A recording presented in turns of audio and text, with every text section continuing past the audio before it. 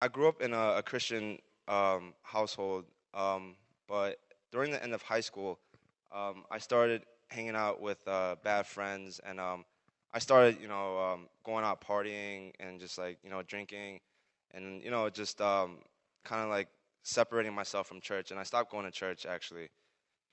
And once I got into college, actually, since I left my household, I'm not with my mom or my dad. So I was just like, oh, okay, just party, hang out, just do whatever like I feel like doing, just having fun. And then sophomore year, actually, my sister passed away, and with with that, it brought me into a great depression. And because of that, I actually just to feel that hurt and the pain that I had,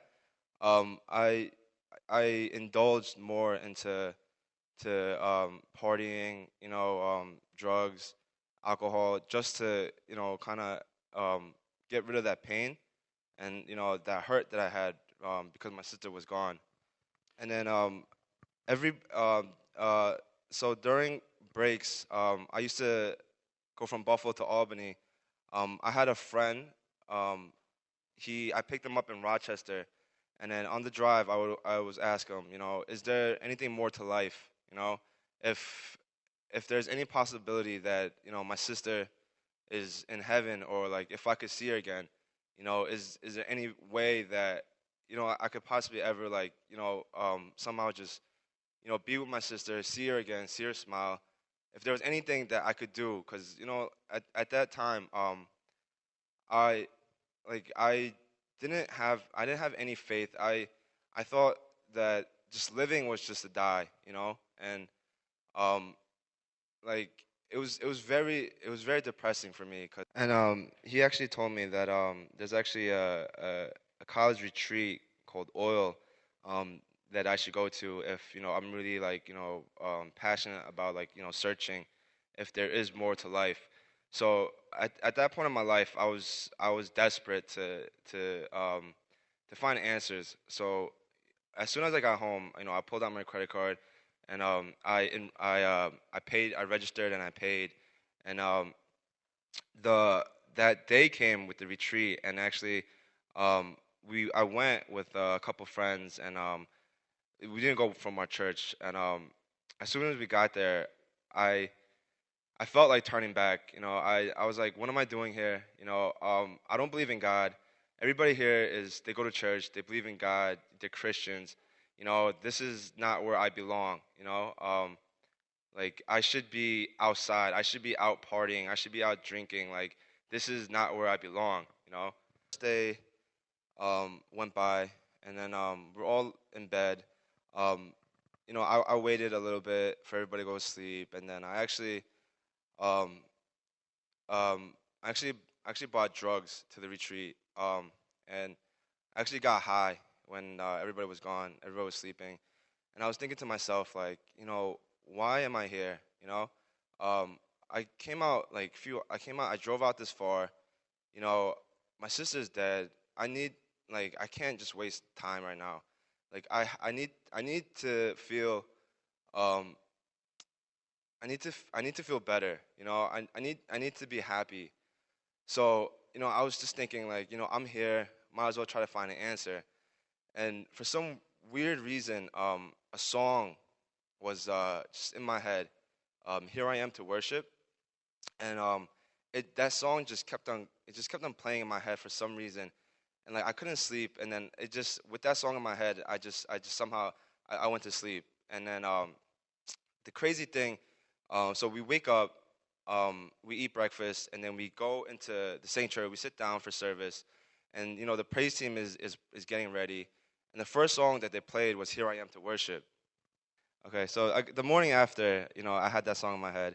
The first song that they played for worship was "Here I Am to Worship." I mean, here I am to worship, and like initially I thought like, okay, it's complete coincidence. That could happen.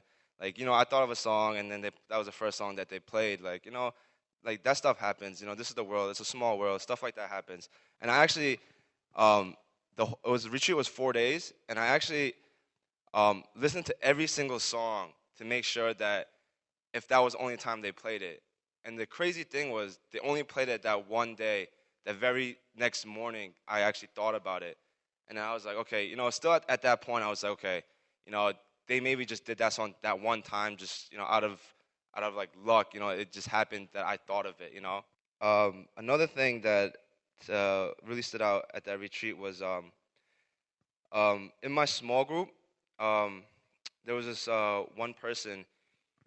So in this small group, I just told everybody, I was like, the reason why I'm here is because my sister's dead. I want to be able to see her again. I want to know if like these religions are true, and if it is true, I want to believe it. And like I told them like how I felt about Christianity, how I thought it was just like a pacifier just to cope with death. Like I looked at Christians and I was like, these people are scared of dying. They want to believe in heaven. There is no heaven.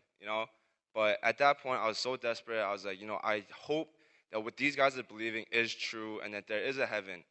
And then one member in my small group out of nowhere was like, "Oh, you're from New York, right?" And I was like, "Oh yeah, I'm from Albany." He's like, "Oh, my friend's from Albany.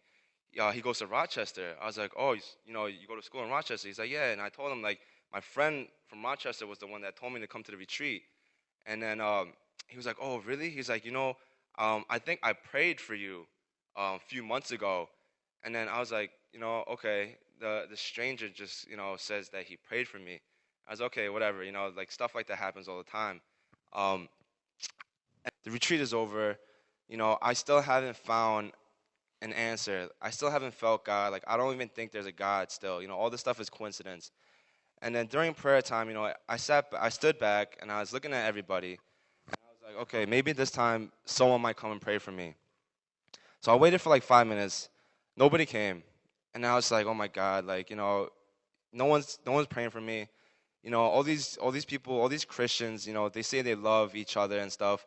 How come, no one's showing me anything? So I just felt so like alone and so like not unwanted, but so like left out. So like it's not I don't belong there. Like Christianity might not be my thing.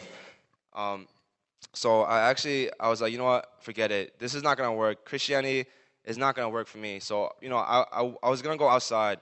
So as soon as I was going up the stairs, I was so sad. I was like, I'm just gonna go have a cigarette, whatever. I go out upstairs, and as soon as I take my first step out the door, a hand comes out and grabs my shoulder, and then I turn around, and it's actually Peter, and he looked at me, and he's like, Chris, like I was looking for you, like we want to pray for you, and then at that moment, like I looked at him, and I just started crying, um, just that feel that someone was like kind of there at that point, where I was like so desperate, like I wanted somebody to, like I wanted to feel cared for. Like I was in so much pain, and the fact that someone came out and reached out to me and was like, Chris, I'm here for you. Like I want to pray for you. It really felt good, and and throughout the retreat, like I always think like was that God that did all this? Was it God or was it just coincidence? After the retreat, it's not that I changed right away. Like after the retreat, as soon as I got back home, I started smoking again and just like, going out to parties still. And then with all that happened to me in the retreat, every Christian brother or sister that I met, I always talk to them. I'm like, this is what happened to me at the retreat. This happened to me with this song. I met these people, and this is what happened to me at the end of the retreat. Like, was that God, or was that coincidence? And then I told my testimony, I guess, to so many people, and then each person I talked to, they're like, that's God.